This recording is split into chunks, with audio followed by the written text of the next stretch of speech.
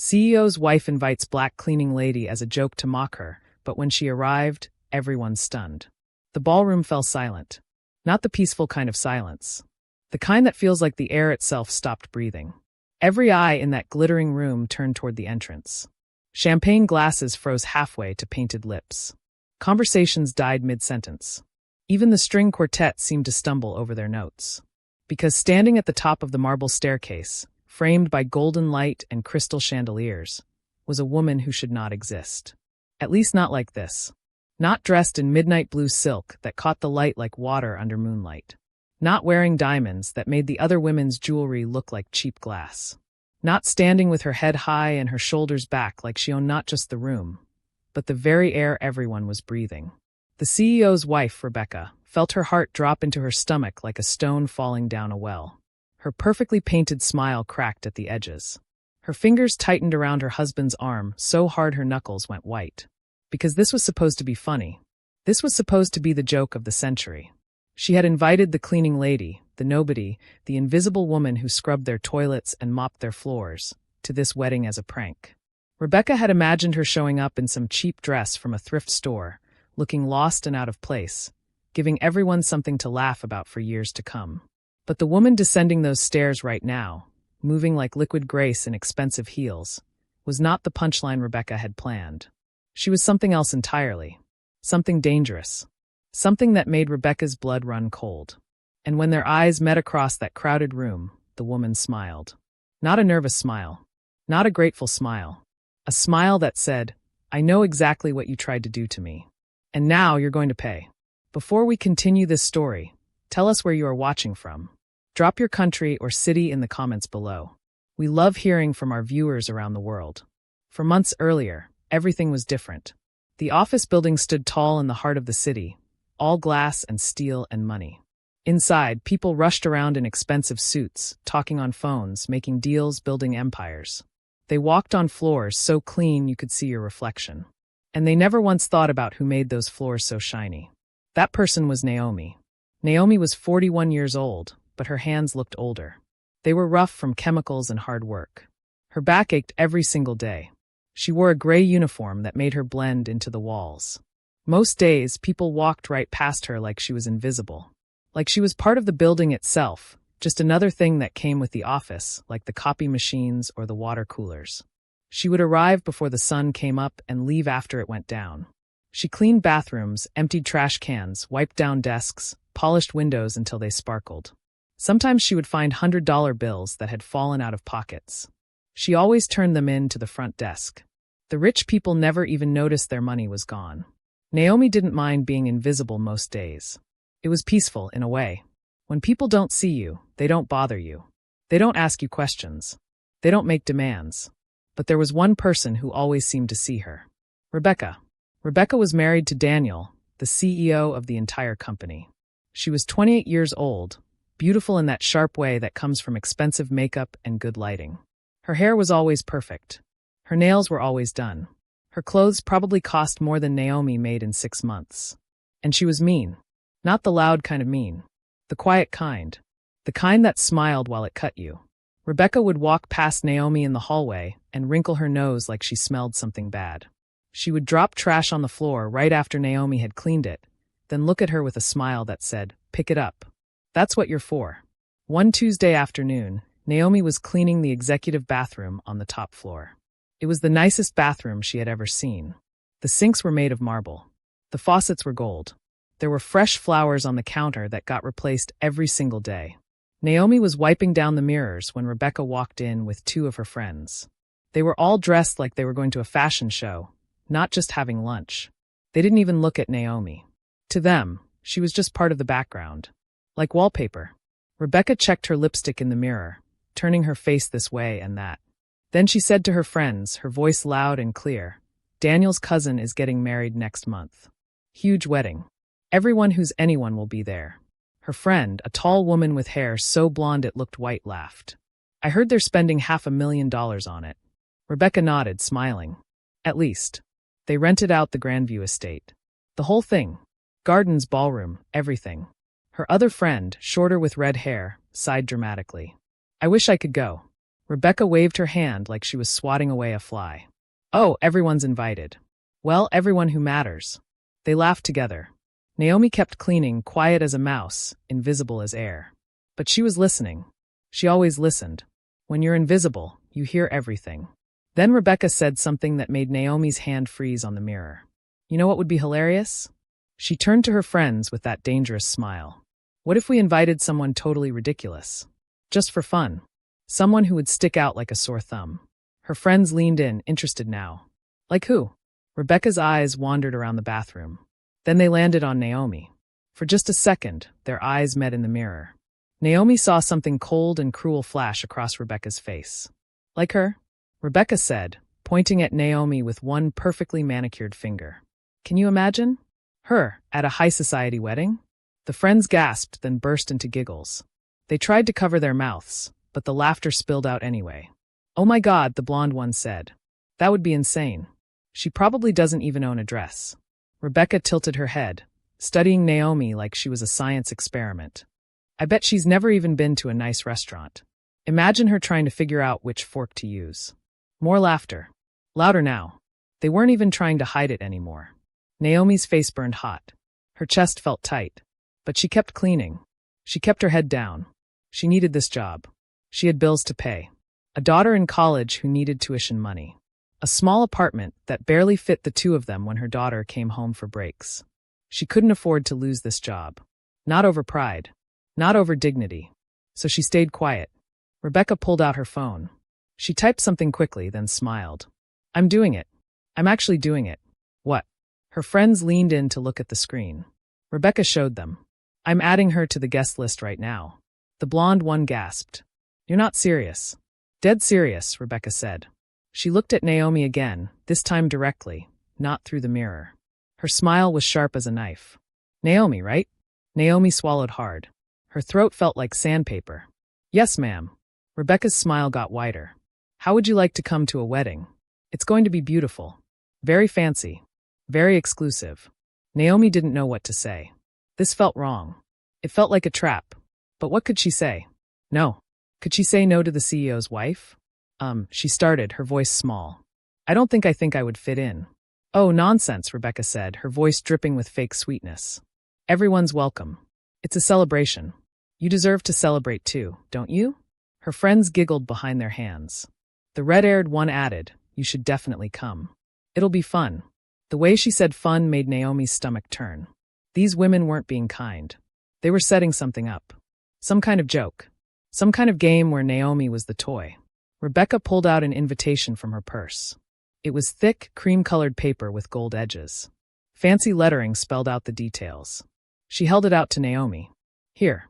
Saturday, June 15th. 6 o'clock. Black tie event. She paused on those last words. Black tie. Formal wear. You know what that means, right? Naomi took the invitation with shaking hands. The paper felt expensive. Heavy. Like it weighed more than it should. Yes, ma'am, she whispered. Rebecca leaned in close. Her perfume was strong and flowery. She spoke quietly, just loud enough for Naomi to hear. Wear your best dress. We want you to look nice. Then she straightened up and said louder, for her friends to hear, I can't wait to see you there. The three women left the bathroom in a cloud of perfume and laughter. Their giggles echoed down the hallway long after they were gone. Naomi stood there alone, holding that invitation, staring at her reflection in the mirror. Her eyes looked tired, sad, defeated. She looked down at the invitation again. June 15th. Black tie. Grandview Estate. She knew what this was. She wasn't stupid. They wanted her to show up looking poor and out of place. They wanted to laugh at her. They wanted to make her the entertainment. The joke. The story they would tell at fancy parties for years. Remember that time we invited the cleaning lady to a wedding? Oh my God, it was hilarious. Naomi's first instinct was to throw the invitation away. Forget it ever happened. Pretend Rebecca had never spoken to her. But something stopped her hand over the trash can. Something stubborn. Something proud. Something that remembered who she used to be. Because Naomi wasn't always a cleaning lady. Once upon a time, she was somebody. Once upon a time, people knew her name. Once upon a time, before everything fell apart, she had been Naomi Abrams, daughter of one of the most respected pastors in the city. Her father, Pastor Abraham Abrams, had run a church that fed hundreds of people every week. He had built a community center. He had counseled marriages, baptized babies, buried the dead, and preached sermons that made people cry and repent and change their lives. Her mother, Ruth, had been a teacher and a singer with a voice so beautiful it could make heaven itself lean down to listen. Naomi had grown up in that world, a world of purpose and respect and love. She had gone to college. She had worked at the community center, teaching kids to read, helping families find jobs, organizing food drives and Christmas toy collections. People had known her name then. People had smiled when they saw her coming. But then it all collapsed. Her father got sick. Cancer. It ate through him fast, cruel and unstoppable. The medical bills piled up like mountains. They sold everything. The house. The car. Her mother's jewelry. It wasn't enough. Her father died on a Tuesday morning in a hospital room that smelled like bleach and sadness. 3 months later, her mother followed him. They said it was a heart attack, but Naomi knew better. Her mother had died of a broken heart. After that, everything was gone. The church had a new pastor. The community center closed down. Naomi was left with nothing but debt and memories and a daughter who needed to eat and go to school and have a future. So she took the only job she could find. Cleaning. It paid the bills. Barely. It kept them alive. It made her invisible. And for a long time, that was enough. But standing there in that fancy bathroom, holding that cruel invitation, something woke up inside Naomi. Something she thought had died years ago. Pride. Not the bad kind. The kind her mother had taught her. The kind that said, you are a child of God and nobody gets to make you feel small. Naomi looked at herself in the mirror one more time. Then she folded the invitation carefully and put it in her pocket. She finished cleaning the bathroom. She went home that night to her tiny apartment. She made dinner for herself, rice and beans and chicken, simple but good. She sat at her small kitchen table and pulled out the invitation again. She read it over and over. Black tie. Formal wear. A test. A trap. A joke. But maybe, just maybe, she could turn it into something else. Maybe she could show them who she really was. Maybe she could remind them, and herself, that dignity doesn't come from money or clothes or jobs. It comes from inside. From who you are when nobody's watching. From the strength you carry even when the world tries to crush you. Naomi picked up her phone. Her hands shook a little. She scrolled through her contacts until she found a name she hadn't called in almost 5 years. Miriam. Miriam had been her best friend back in the day. Back when life was good. They had grown up together in the church. They had been like sisters. But when everything fell apart, Naomi had pushed everyone away. She had been too ashamed. Too broken. Too proud to ask for help. She had let all her friendships die. But Miriam had never stopped trying. She sent texts every few months. Happy birthday. Merry Christmas. Thinking of you. Praying for you. Naomi never responded. She told herself it was easier this way. Easier to be alone than to face the pity in people's eyes. But now, staring at that invitation, she realized something. She couldn't do this alone. She needed help. She needed someone who remembered who she used to be. Someone who could help her remember it too. Naomi took a deep breath and pressed call. The phone rang once. Twice. 3 times. Then a voice, warm and familiar and full of surprise. Naomi, is that really you? Subscribe to this channel to support our growth and be part of more powerful stories like this one. Naomi's voice cracked when she tried to speak. For a moment, no words came out. Just breath. Just the sound of 5 years of silence trying to break. Miriam, she finally whispered. It's me. Oh my God. Oh my God, Naomi. Miriam's voice exploded through the phone, loud and full of emotion. Girl, where have you been? I've been worried sick. I thought maybe something happened to you. I'm okay, Naomi said quietly. I'm sorry I never called back. I couldn't. Stop. Miriam cut her off, but her voice was gentle. You don't have to explain. Not right now. Just tell me, are you really okay? Are you safe? Do you need help? Naomi felt tears pushing at the backs of her eyes. She blinked them away hard. She paused, trying to find the right words. I need to ask you for something. Anything, Miriam said immediately. Name it. This is going to sound crazy, Naomi warned. Try me. So Naomi told her everything. About the bathroom. About Rebecca and her cruel friends. About the invitation. About the wedding that was designed to humiliate her. About how she wanted to go anyway, not to prove anything to them, but to prove something to herself. When she finished, there was silence on the other end of the line. For a long moment, Naomi thought maybe Miriam had hung up. Maybe this was too much. Maybe even Miriam thought she was being stupid. Then Miriam started laughing. Not mean laughter. The kind of laughter that comes from deep in your belly when something is so ridiculous it loops back around to being brilliant. You want to walk into their fancy wedding and show them who you really are? Miriam said, still laughing. Girl, I have been waiting 5 years for you to remember you're a queen. Yes, Naomi said. And now she was smiling too. That's exactly what I want to do. Then we're doing this, Miriam declared. And we're doing it right. I'm coming to see you tomorrow. Miriam, you don't have to, I live 2 hours away, and I'm coming tomorrow, Miriam said firmly. End of discussion. We have 3 weeks until this wedding, and we're going to make sure when you walk into that room, every single person there remembers your name. The next day, Miriam showed up at Naomi's apartment, driving a car that looked too nice for the neighborhood. When Naomi opened the door, Miriam didn't say hello. She just grabbed Naomi and hugged her so tight Naomi couldn't breathe.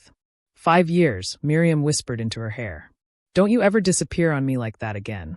I won't, Naomi promised. I'm sorry. Miriam pulled back and looked at her. Really looked at her. Her eyes traveled over Naomi's tired face, her rough hands, her cheap clothes. Then Miriam's eyes filled with tears. What did they do to you? Life, Naomi said simply. Life happened. Well, Miriam said, wiping her eyes and straightening her shoulders. Life is about to happen again. But this time the good kind. She marched into the apartment like a woman on a mission. She set down 3 huge shopping bags and pulled out a notebook. Okay, she said, flipping it open. We have 3 weeks. Week 1, we plan. Week 2, we prepare. Week 3, we execute. This isn't just about a dress, Naomi. This is about reminding you who you are. Miriam had done well for herself. After college, she had become a fashion stylist. She worked with politicians, business owners, people who needed to look powerful. She knew clothes. She knew presence. She knew how to make people look like they owned the room before they even opened their mouths. But more than that, she knew Naomi. She knew the girl who used to stand in church on Sunday mornings and lead worship with a voice that made grown men cry. She knew the young woman who could walk into a room full of angry community members and calm everyone down with just her words. She knew the leader, the helper, the woman with fire in her belly and grace in her heart. That woman was still in there somewhere. Miriam could see her. Hiding. Buried. But not gone. Over the next week, they worked. Miriam asked questions. She took notes. She measured Naomi's body, but more than that, she measured her spirit. What do you want them to see when you walk in? Miriam asked one afternoon. They were sitting in Naomi's tiny living room, drinking tea. Me, Naomi said. I want them to see me. The real me. Not the cleaning lady. Not the poor woman. Not the joke. Me. Miriam nodded slowly. Then tell me who that is. Because I know. But you need to remember. Naomi was quiet for a long time. Then she started talking. She talked about her father and how he never met a stranger. How he could make anyone feel loved and important. She talked about her mother and her strength, her grace, her ability to feed 50 people with almost nothing and make it feel like a feast. She talked about the community center and the kids she used to teach. She talked about the scholarship fund she had started before everything collapsed. She talked about the woman she used to be. The woman she still was, underneath all the pain and shame and exhaustion. Miriam listened. She didn't interrupt. She just let Naomi pour out everything she had been holding in for 5 years. When Naomi finally stopped talking, her face was wet with tears she didn't remember crying. Miriam reached across the table and took her hands. That woman, Miriam said quietly. That's who they're going to see. Not because of a dress. Not because of makeup or jewelry or expensive shoes. They're going to see her because you're going to walk in there and be her. Naomi nodded. But I don't know if I can afford. Miriam held up her hand. Stop. I already told you. This is not about money. This is about you. And I've got connections. Trust me. The next week, Miriam took Naomi to a boutique across town. It was the kind of place Naomi would never walk into on her own. The kind with mannequins in the window wearing dresses that cost more than her rent. But Miriam walked in like she owned it, pulling Naomi behind her. The owner, a tall, elegant woman named Grace, greeted Miriam with a huge smile. Then she looked at Naomi, and something in her face softened. This is my sister, Miriam said. Not by blood, but by everything that matters. And she needs something special. Grace nodded slowly. She walked around Naomi, looking at her from every angle. Then she said, "I have just the thing."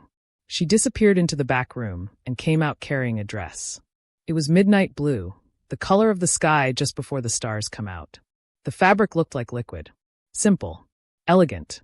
Powerful. Naomi stared at it. "I can't afford that." "You're not buying it," Grace said. "You're borrowing it. Consider it a gift." From one woman to another. Naomi's eyes filled with tears again. "Why? Why would you do this for me?" Grace smiled. "Because Miriam told me your story. And because every woman deserves to feel like a queen at least once in her life. Try it on." In the dressing room, Naomi slipped into the dress. It fit like it was made for her body.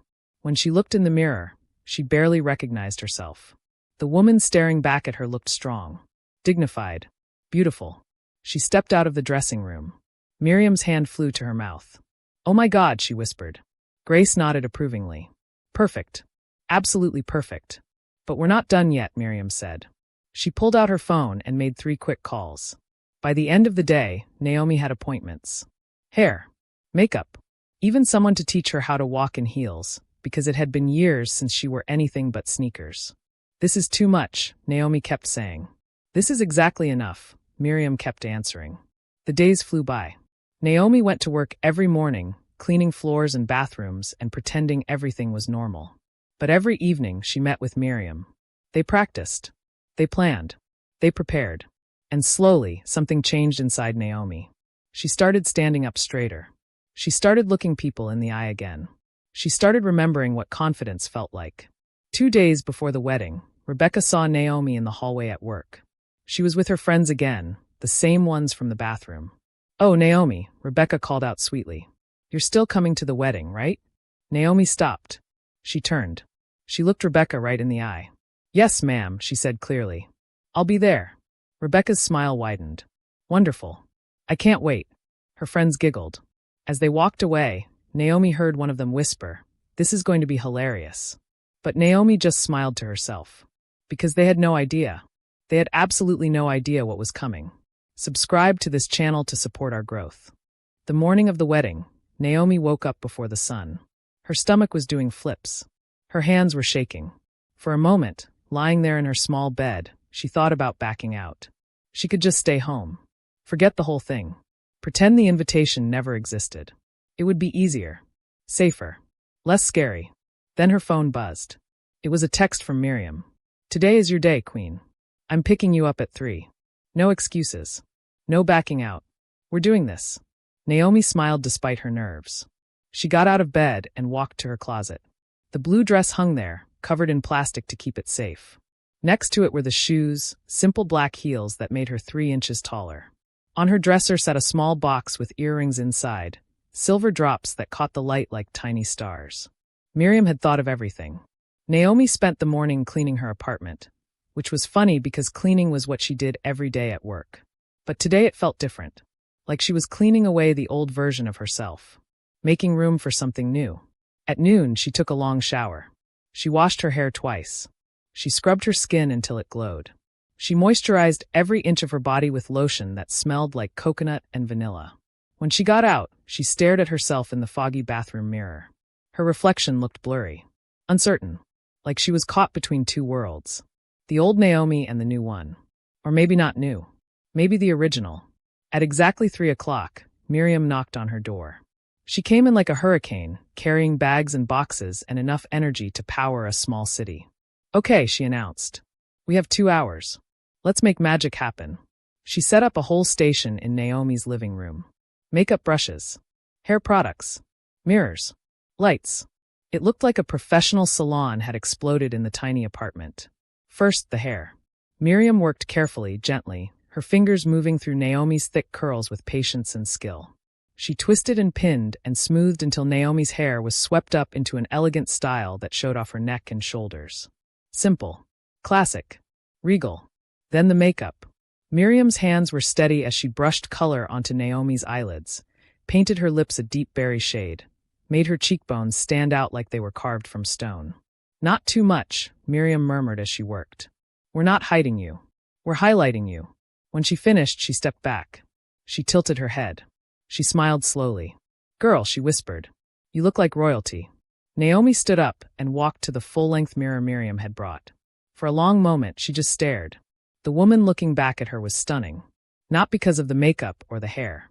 Those things helped. But it was something deeper. Something in her eyes. Something in the way she held her shoulders. Strength. That's what it was. She looked strong. Now the dress, Miriam said softly. Naomi slipped into it carefully. The fabric felt cool against her skin.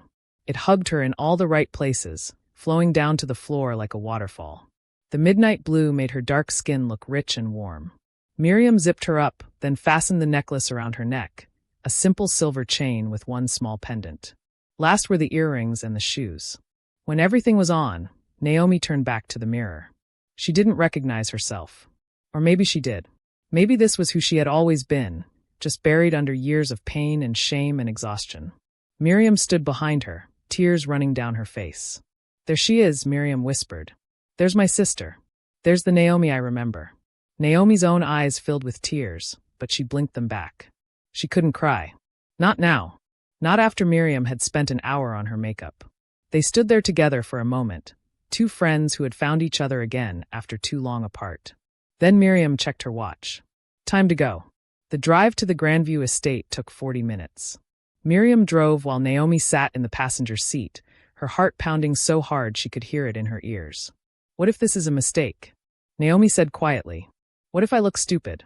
What if they laugh at me anyway? Miriam reached over and grabbed her hand. Listen to me. You are Naomi Abrams. Your father was a man who changed lives. Your mother was a woman who loved with her whole heart. You are their daughter. You carry their legacy. And nobody gets to make you feel small. Naomi squeezed her hand back. Okay, she whispered. Okay. As they got closer, Naomi could see the estate rising up in the distance. It was massive, beautiful, intimidating. The grounds were perfectly landscaped with flowers and fountains and trees wrapped in tiny white lights, even though it was still daylight. Expensive cars lined the circular driveway.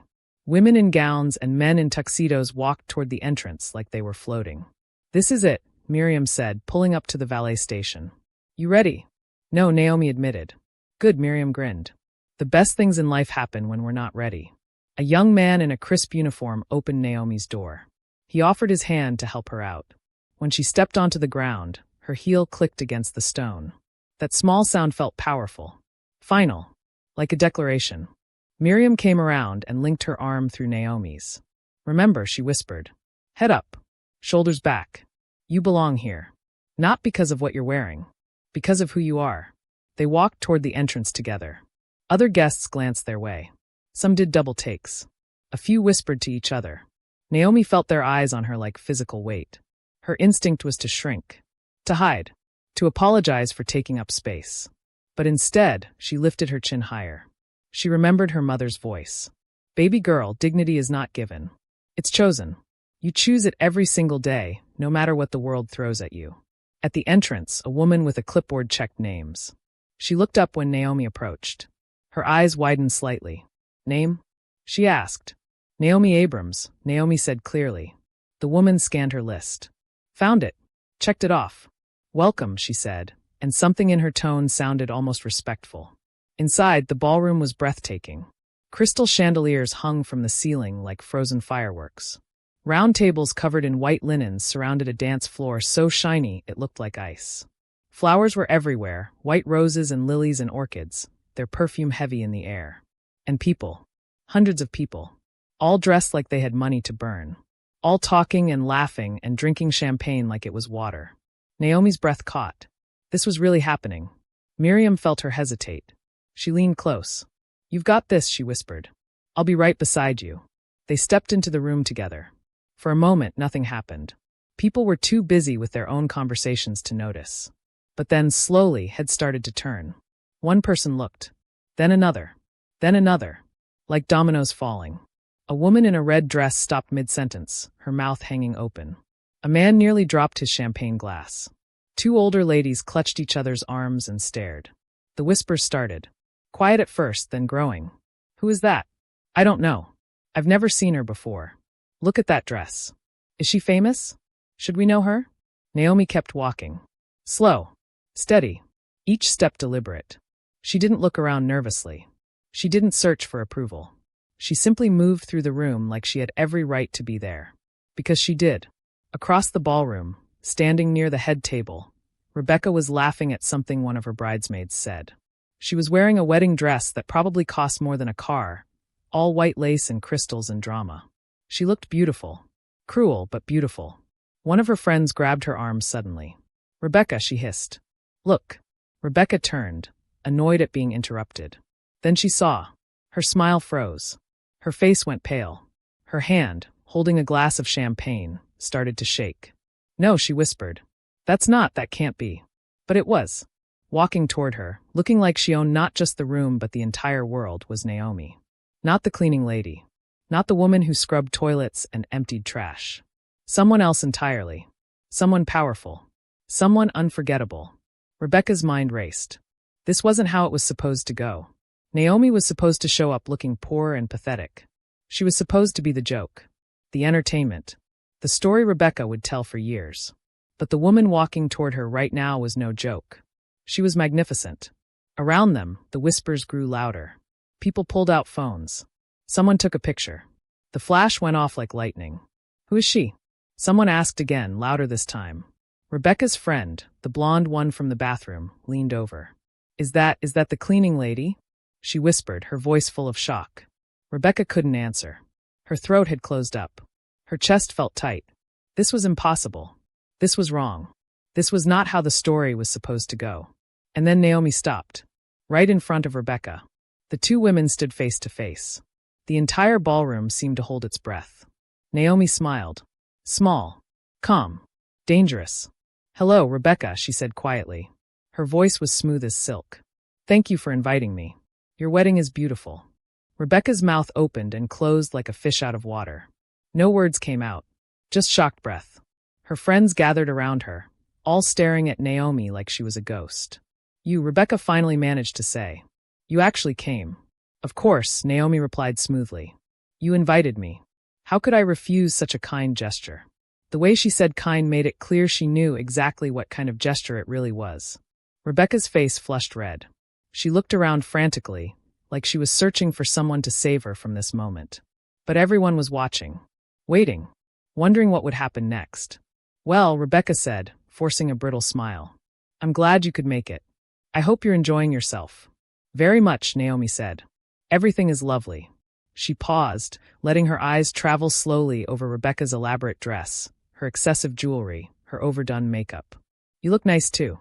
The compliment should have been kind. But something in Naomi's tone made it sound like pity. Like she was talking to a child playing dress-up.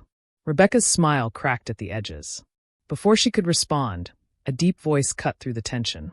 "Rebecca? Who's your friend?" Everyone turned.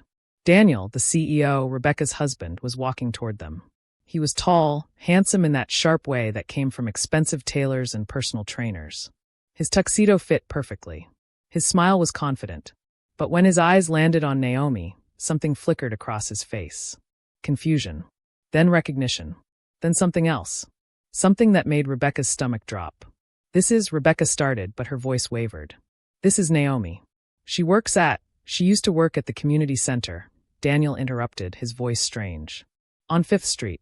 The one my father helped fund." Rebecca's eyes went wide. "What?" Daniel stepped closer to Naomi, studying her face. His expression had gone soft. Almost reverent. "Naomi Abrams," he said quietly. "I thought that was you. I wasn't sure, but it's really you." The whispers exploded around them like fireworks. People leaned in closer. Phones came out. Everyone wanted to hear this. "You remember me?" Naomi asked, surprised. Daniel laughed, but it wasn't a happy sound. "Remember you? Miss Naomi, you taught me how to read." He turned to the crowd, his voice growing louder. "This woman," he pointed at Naomi, "spent 3 hours every Saturday for 2 years teaching me to read when I was 8 years old. I had dyslexia. The schools gave up on me. My parents were too busy to notice. But she noticed." The room went completely silent. You could hear hearts beating. "She sat with me," Daniel continued, his voice thick with emotion. "She was patient. She never made me feel stupid. She gave me books and told me stories and made me believe I could do anything. And she was right. I wouldn't be standing here today without her." Tears shone in his eyes. He looked at Naomi like she had hung the moon. "Miss Naomi, I've been trying to find you for years." After the center closed, you just disappeared. Where have you been?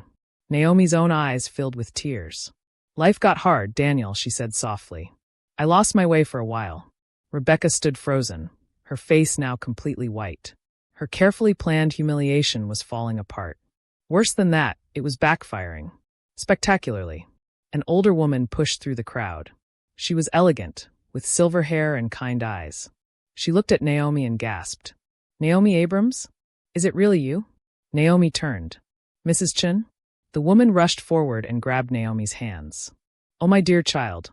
We thought you were gone. Your mother and I taught together for 15 years. She was my dearest friend.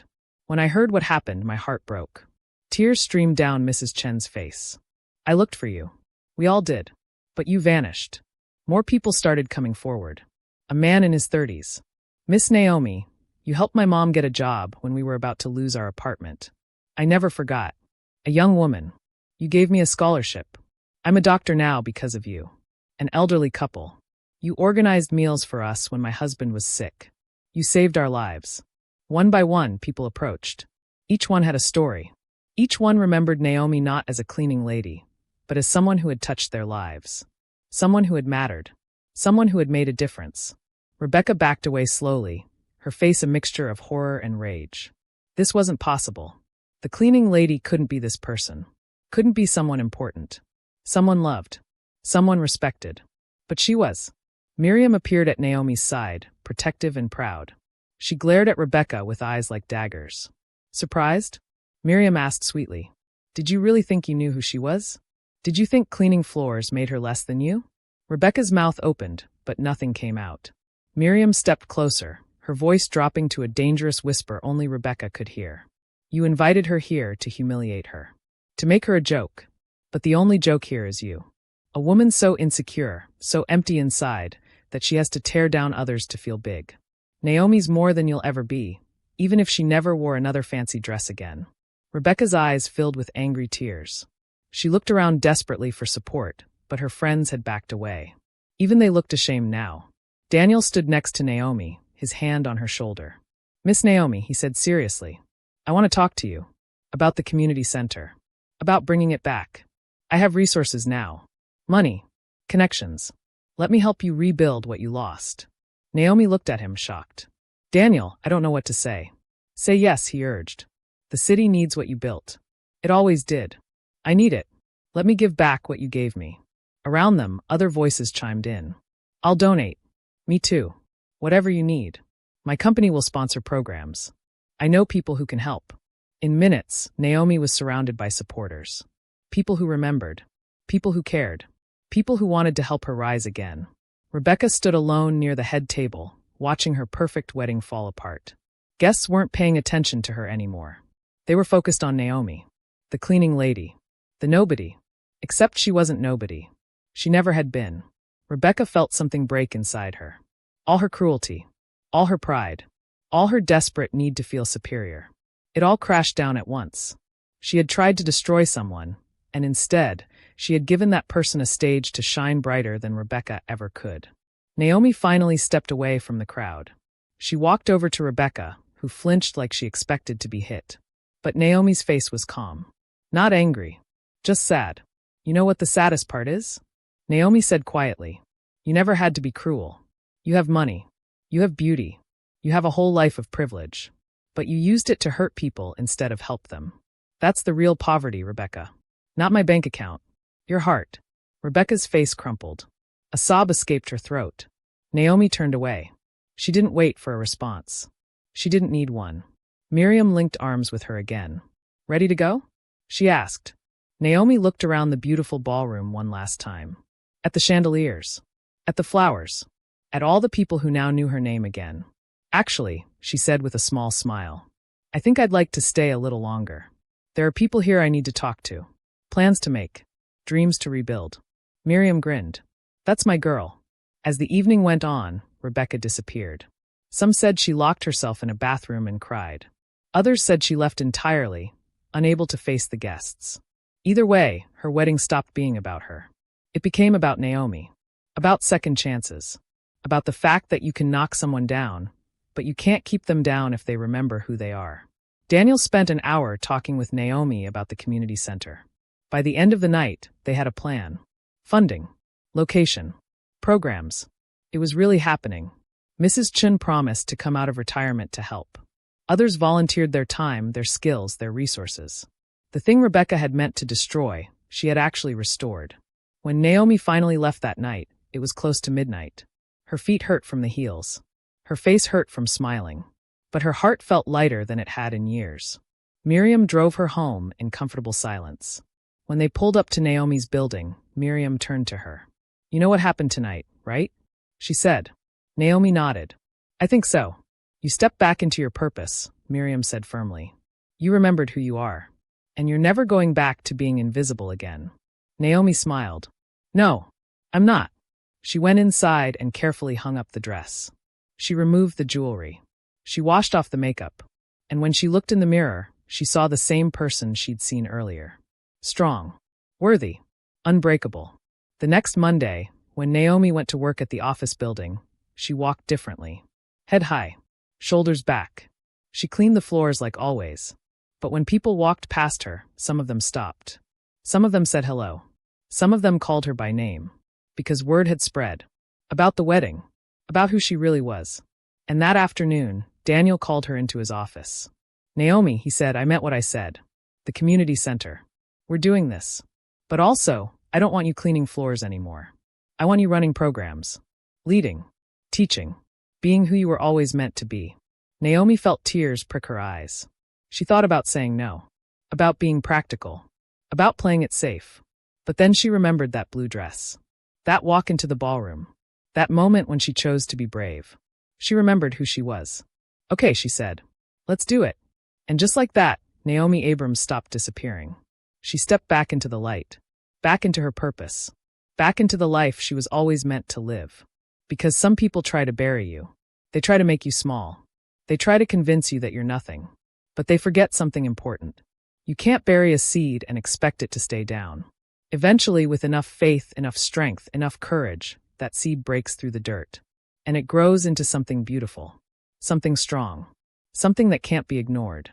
That's what Naomi did. She grew. And the world had no choice but to watch. Subscribe to this channel to support our growth. If this story touched your heart, hit that like button and share it with someone who needs to remember their worth. You are never just one thing. You are always more than what people see. Remember that. Always.